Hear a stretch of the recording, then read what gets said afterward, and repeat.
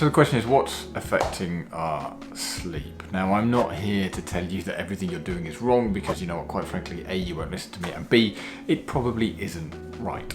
All I'm going to do is highlight some of the things that might be affecting your sleep, and we can then see if anything works. Plus, I will tell you my responses and my views on those items which I think will help us with our sleep, and those which they say they do, and to be quite frank, don't make any difference whatsoever. So if you want to see what I reckon and what my best tip is, please watch it till the end. Otherwise, my name is Brendan. Please do click the like and subscribe buttons wherever they are. It just means that you will get the content the moment it is released. So you will hear this phrase called sleep hygiene.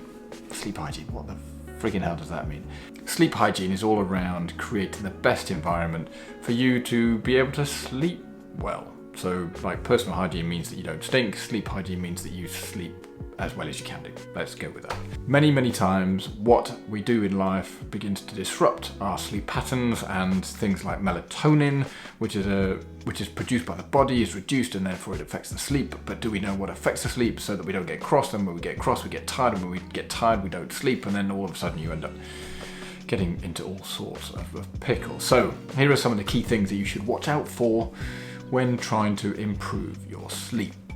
Caffeine.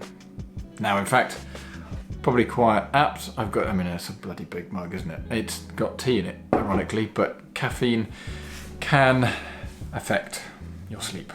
I know that sounds like the bleeding obvious, but it is true. And one of the key parts to point out is that caffeine that you drink now will probably affect you up to 8 to 10 hours later. So you need to think about when you have that last cup of coffee. So just bear in mind that if you have a cup of coffee at 2 o'clock in the afternoon, the chances are it could still be affecting you at 10, 11, or even midnight in the evening.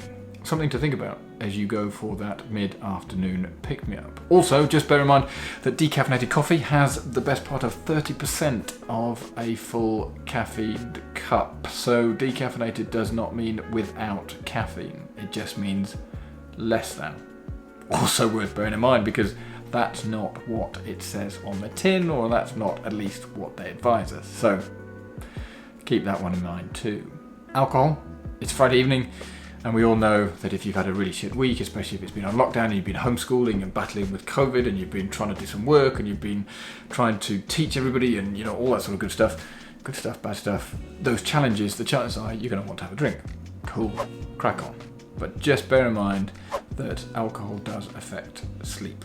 Now, I know that if you have a skinful, you pass out, and you probably feel like you've had the greatest sleep ever, although the hangover is probably a bit shit afterwards. Just bear in mind that the alcohol that's taken into the body will disrupt the sleep and your circadian rhythms. That's the natural rhythm that your body gets into.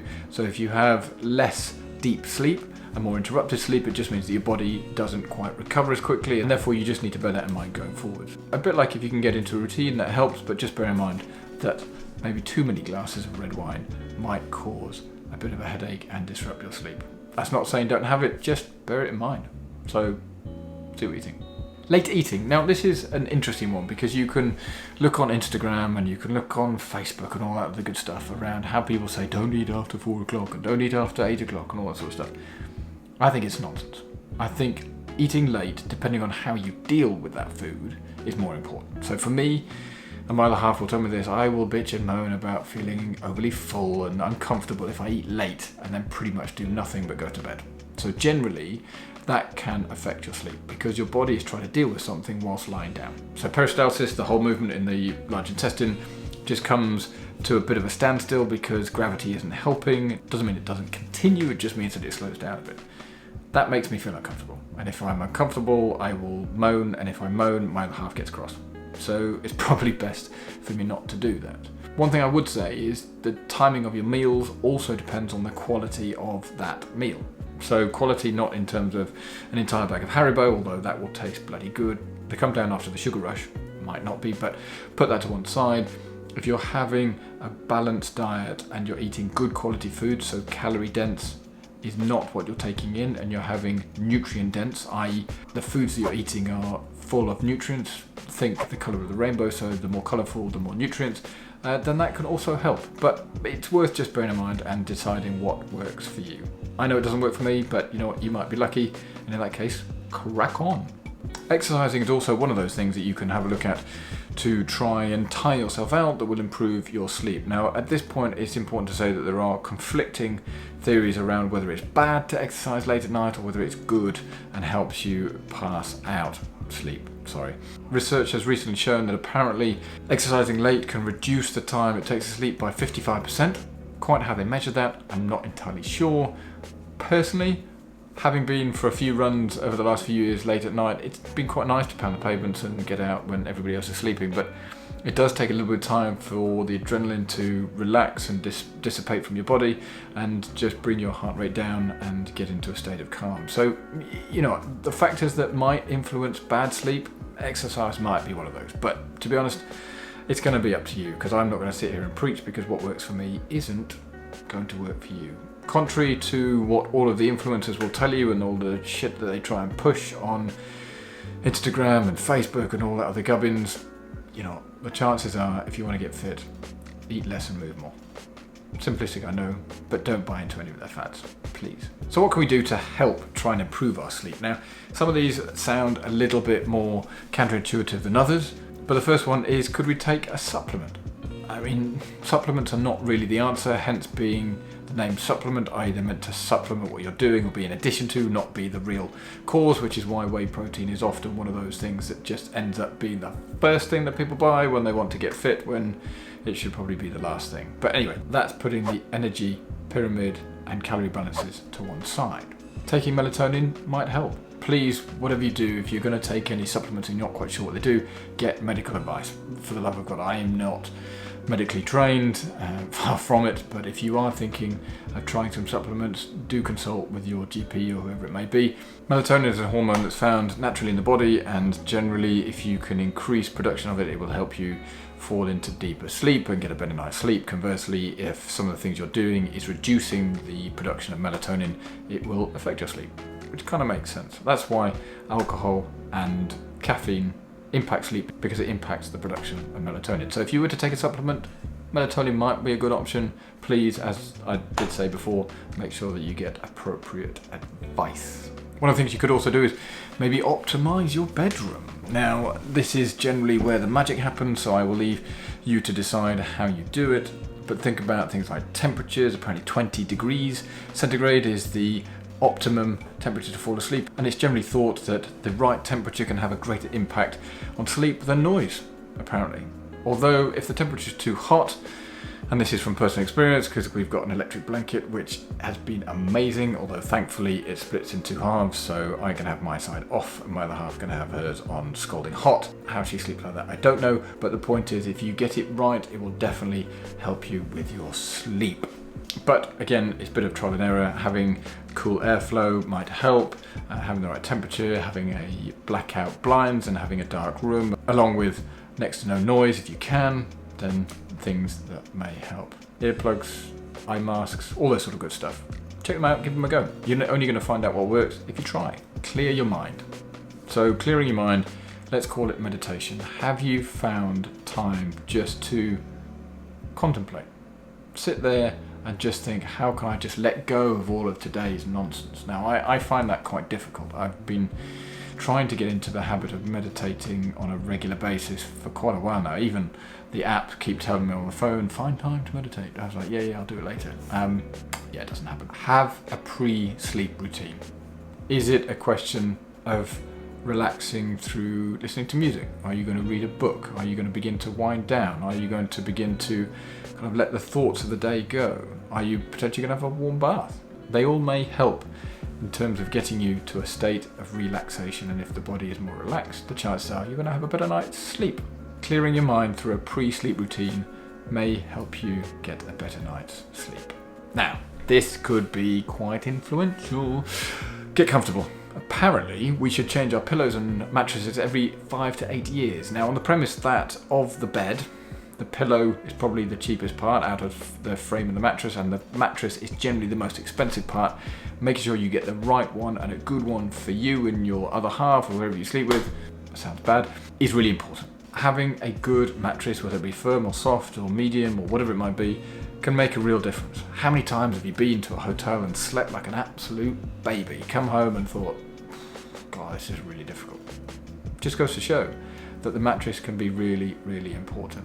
Again, I'm not going to tell you which one to get because I don't frankly know, but I do know that the impact of having a good mattress will make a great deal of difference to you and your sleep. Also think about toppers. If you've got a really hard mattress, you can put a soft topper on there, which may mean you don't have to buy a new mattress.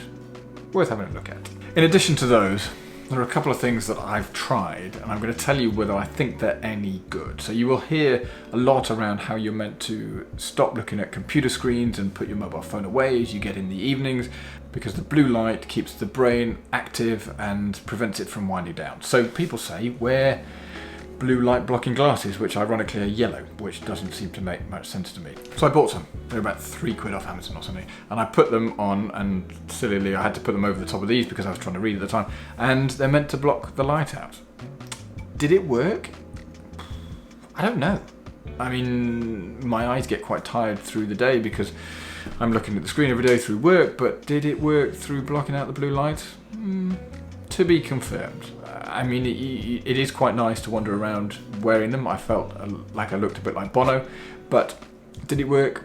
To be confirmed. I'm not sure. So for the sake of £3 outlay, it's probably worth giving it a go, but probably one to persevere with. There are other things like apps that you can get. There's one called F-Lux, which helps just dim the light on your screens as you go throughout the day. It's all around kind of trying to help the eyes relax and block out those blue lights. Simple rule, if you can, is turn them off 2 hours before you want to go to bed. Although, to be quite honest, how often can you actually do that? The better option would be try and just put your phone to charge in a different room as you begin to wind down so that you're not constantly looking at it and then climb into bed. It's difficult. I've started charging my phone in the front room so at least I don't see it the first thing when I wake up and the last thing when I go to bed, but it's each to their own. But they say 2 hours, whether that's viable or not, who knows.